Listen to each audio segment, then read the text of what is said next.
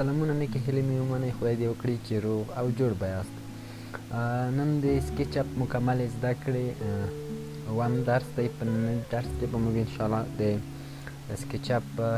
ځینې ابتدایي مسایل چې موږ ته زیات پکارېږي د لوړو پروژو په ډیزاین کې، په هغو باندې به موږ خبره وکړو. خو البته په ننني درس کې به موږ د فایل منیو ځینې مهم کوم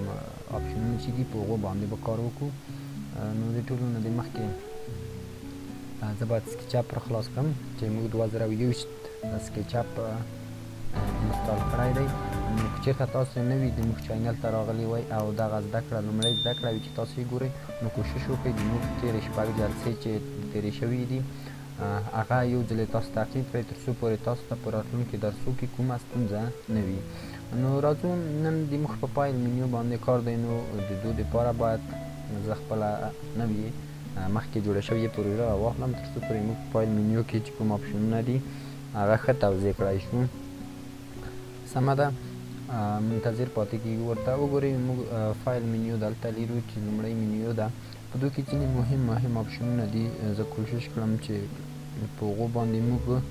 یو څه اندازه پوه شو ځکه ابتدایي مسایل دي. وګورئ موږ د فایل منیو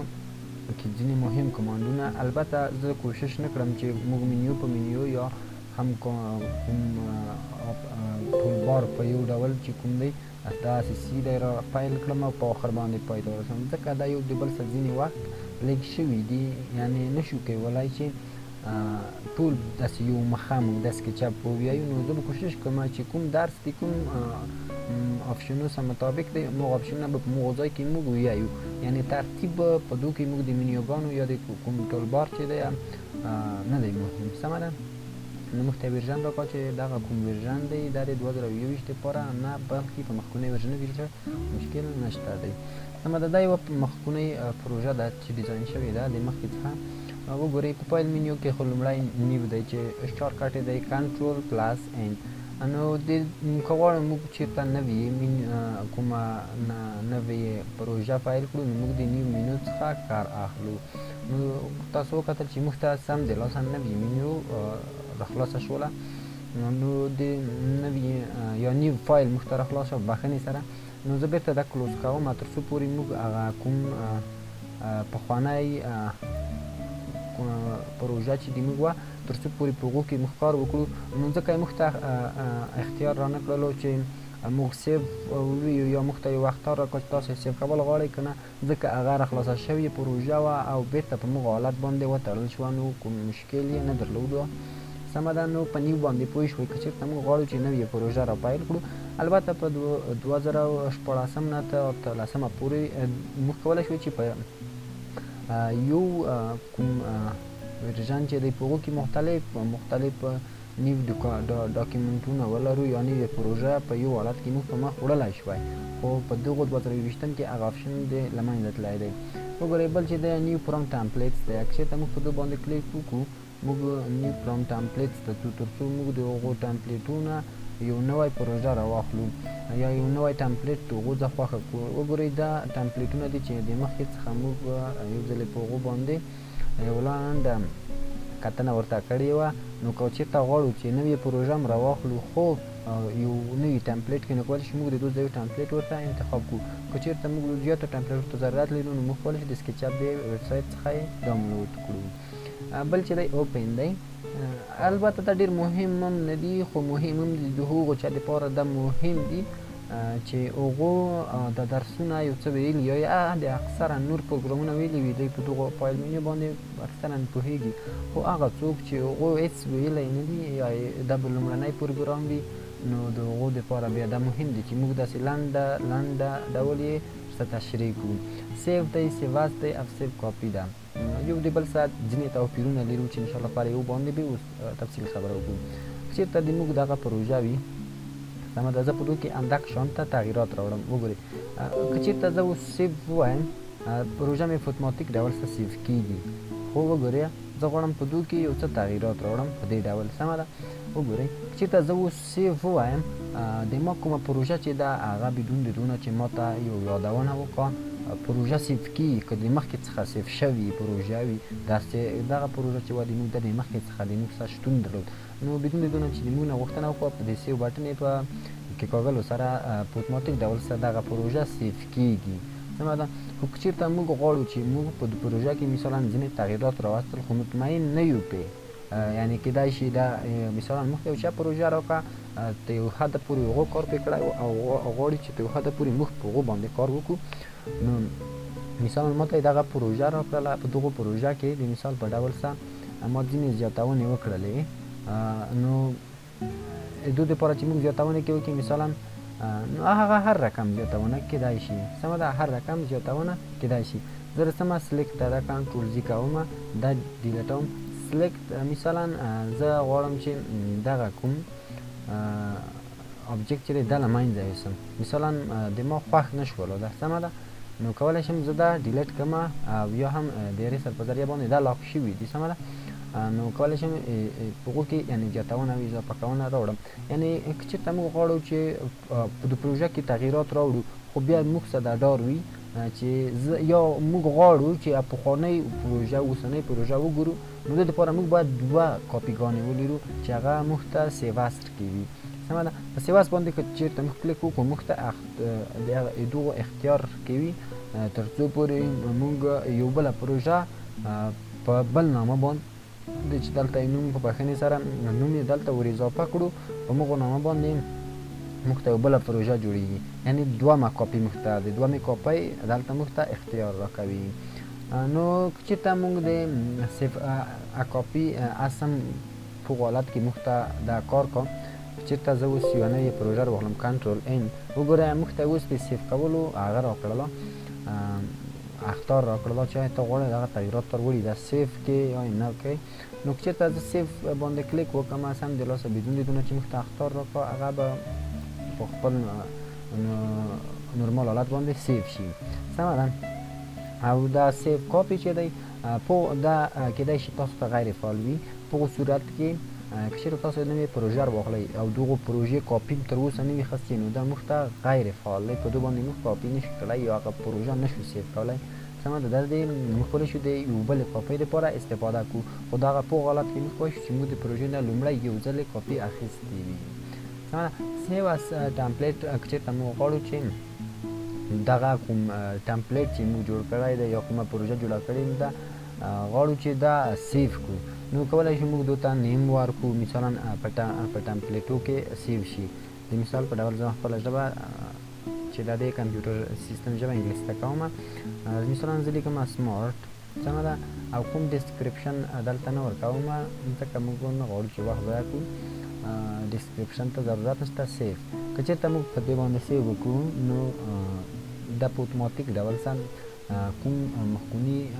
ټمپلیټونه چې د موږ شتون درلودله په هغو ټمپلیټو کې دغه ټمپلیټ هم څنګه کېږي سیف کېږي سمه ده نو په دې باندې هم تاسو ورسېدلی یم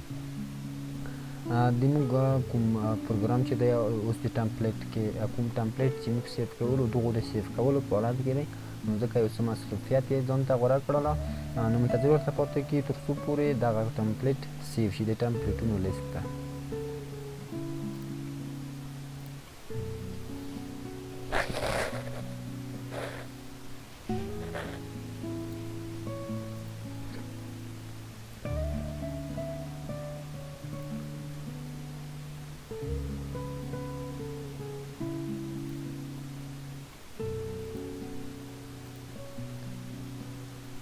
نو تاسو وکتل چې ټمپلیټ څنګه شوله سیف شو چېرته موږ ولاړ شو وګورئ نیو پروم ټمپلیټ ته ولاړ شو بیا هلته مای ټمپلیټ باندې کلیک وکړو نو هلته موږ چې کوم ټمپلیټ سیف کړی و او همدارنګه د هغو هغه ادرس موږ ته په اتوماتیک ډول سره دلته سیف کېږي او کولی شو موږ په راتلونکي کې د هغو څخه استفاده وکړو بل چې دی ریورټ دی په ریورټ په اکثرو پروګرامو کې شتون لري د مثال په ډول زه کنټرول ان یوه نوې پروژه رااخلم وګورئ کولی شئ د شارټکټ څخه چې موږ مخکې ویلې کنټرول ان دی یو نوې پروژه تاسو راواخلئ موږ وګورئ منتظر پاتې کېږو تر څو پورې موږ ته نوې پروژه راسیو شي اصلا موږ چې دی دا ټمپلیټ سیف کړی دی سمه ده ټمپلیټ سیف کړی دی، یعنې چېرته موږ اوس کنټرول این ویو د موږ هغه مین پیج دا انتخابوي. نو زه غواړم چې بېرته مین پیج یم هغه مخکونه یې شي. نو راځو لومړی د فایل منیو کې اګزیټ کې وویم تر څو پورې موږ پروګرام ته په نوې صفحه کې داخل شو. نو کولی شو بیا هغه مین پیج چې د موږ کوم ورک سپیس وه هغه موږ دلته انتخاب کړو. وګورئ د موږ کوم اصلي صفحه چې دا د سمارټ په نامه باندې موږ سیف کړې وه هغه اوس که چېرته موږ کنټرول این وویو نو موږ سیده موږ صفحې ته ځو. نو د دې دپاره چې موږ خپل نورمال حالت ته خپل سکیچ پروګرام بوځو، د دې دپاره موږ باید بېرته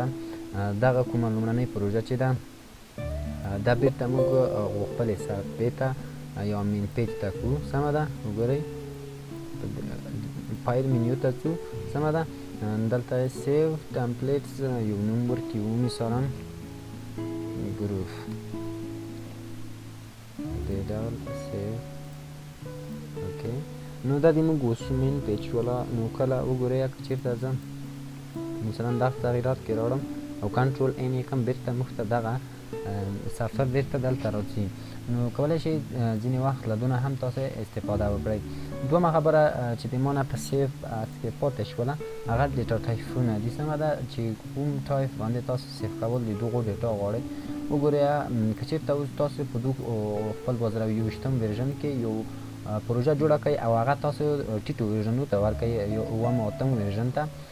چې اصلا د اوله 3 4 5 همداسې تا اتو پورې په دې نامه باندې ورژنونه راتلل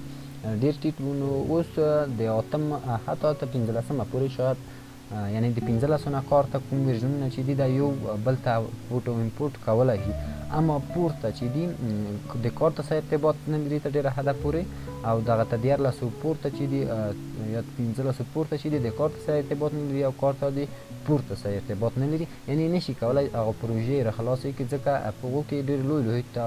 تغییرات لیدل کېدل. نو که تاسو غواړئ چې یو پروژه داسې یو چاته ورکړئ چې هغه په اتم ورژن کې تر اوسه کار کا، نو کولی شئ چې تاسو په دغو ډیټا ټایپ باندې دا ورته سیف کړئ. ځینې وخت دا مشکل موږ ته پیښېږي چې موږ ته یو څوک پروژه راکوي نو هغه د موږ په سیستم کې کار نه کوي ځکه هغو په یو داسې ډیټا ټایپ باندې سیف کړي چې هغه د موږ سیستم هېڅ سپورټ کولی نه شي. بله خبره موږ راغلي وو ریورټ ته. ریورټ ته چې دپاره کارول کېږي وګورئ که زه چېرته دلته وغواړم ځینې تغییرات راوړم په دې ډول څه سمه ده په دې ډول ځینې تغییرات راوړم. اوکې، وګورئ چېرته موږ یعنې څومره تغییرات چې موږ په خپله پروژه کې راوړو که چېرته غواړو چې په یوه وار هغه کوم پروژه چې ده هغو لومړي حالت ته لاړه شي نو کولی شي د ریورټ څخه کار واخلئ. یا هم د مثال په ډول څه زه څه اوپن کوم مثلا یوه پروژه چې د موږ پروژه وه دلته. اوکې، نو دونه زه یوه پروژه انتخابوم د مثال په ډول دغه پروژه انتخابوم. نو دا یو داسې پروژه ده چې اوس که چېرته موږ په دو کې اصلا د موږ به د کوم آپشن چې غواړو کار کړو چې د ریورټ په نامه دی هغه اصلا آف دی ځکه په دې پروژه کې هېڅ تغییرات تر اوسه نه دي راوړل شوي. د مثال په ډول زه غواړم په دوی کې ځینې تغییرات راوړم په دې رقم. سمه ده، وګورئ دا یو تغییر دی چې موږ په پروژه کې راوړو. مثلا ډېر تغییرات هم کې راوړل د مثال په ډول څه ځینې نور تغییرات هم زه په دو کې راوړم خو دا تړل شوی شکل دی نو تغییرات هم نشو کې راوړلی. که هر ډوله تغییرات تاسو په یوه پروژه کې راوړئ که چېرته غواړئ چې په یوه ځلې دغو ټولو تغییراتو نه تېر شئ یعنې پروژه خپل لومړي حالت ته ولاړه شي. د مثال په ډول زه ګوره دلته مختلف شکلونه جوړم په دې ډول څه. اوکې، که چېرته غواړم چې دغه کومه پروژه چې په لومړي ځل ما راخلاصه کړې وه موږ لومړني حالت ته لاړه شي نو موږ کولی شو د ریورټ څخه استفاده وکړو. وګورئ په لومړي ځل چې کومه پروژه موږ راخلاصه کړې وه په موږ حالت ته بېرته څنګه شوله ولاړله. بل چې زه مهم بولم هغه ویوز وه چې موږ مخکې هم د هغو د ټولبار څخه دلته فعال کړی و دغه کتنې دي چې د کومو طرفونه موږ کولی شو هغو ته وګورو. نو کولی شئ دلته یې تاسو څنګه کړئ فعال یې کړئ. راځو ویو اصلا ښودل دي مثلا کوم طرف چې غواړو یا هغه د کامرې مثلا که یو کوټه وي په دو کوټه کې په کونج کې کامره وي موږ کولی شو دغو آیکن څخه استفاده وکړو. کولی شو که چېرته غواړو چې صرف یې دغه سر وګورو داسې نو کولای شو بدون د اوربیټ څخه هم نو کولای شو صرف په ټاپ باندې کلیک وکړو. وګورئ ټاپ شوله او که چېرته موږ غواړو چې دغه فرونټ شي سمه ده یا یې مخ شي نو کولای شو موږ په فرونټ باندې کلیک وکړو او که چېرته موږ غواړو چې دغه رایټ سایډ یې شي کولای شو موږ د دې نه استفاده وکړو. که چېرته غواړو چې دغه هغه بیک شي یا هم که چېرته غواړو وګورئ که چېرته غواړو چې هغه لیفټ سایډ شي نو موږ کولی شو د دغو ویو یا کتونو څخه په خپلو پروژه کې استفاده وکړو چې ځینې وخت د موږ ته ډېر مهم دی. مثال په ډول زه دلته کار کوم په یو ډول مزاحمت ته پیدا شو سم دی له سره سمه یا په ټاپ باندې کلیک کوم یا هم په دغو ویو باندې کلیک کوم چې خپل هغه نور ملالات ته موږ د پروژې بوځي. نو دا و د موږ نننی درس. مخکې له دې نه چې ویډیو قطع کړو نو که چېرته تاسو د موږ کوم چینل چې جوړ کړی دی نوي راغلی وی ورته نو د موږ چینل حتما درسره سبسکرایب کړئ ځکه موږ چې کوم درس پیل کړو نو د 0 څخه تر 100 پورې یا هم هغه د اساساتو نه تر لوړې سطحې پورې به انشاءالله موږ هر سافټویر یا هر پروګرام چې وي هغه به تدریس کوو هغه په معیاري ډول سره. نو د موږ چینل حتما درسره سبسکرایب کړئ او که ویډیو خوښه شوې وي لایک او شیر هم له یاده ونه وځي. نو تر بلې او راتلونکي درسه پورې تاسو په پاک راسپارم کې ښه وختونه ولرئ.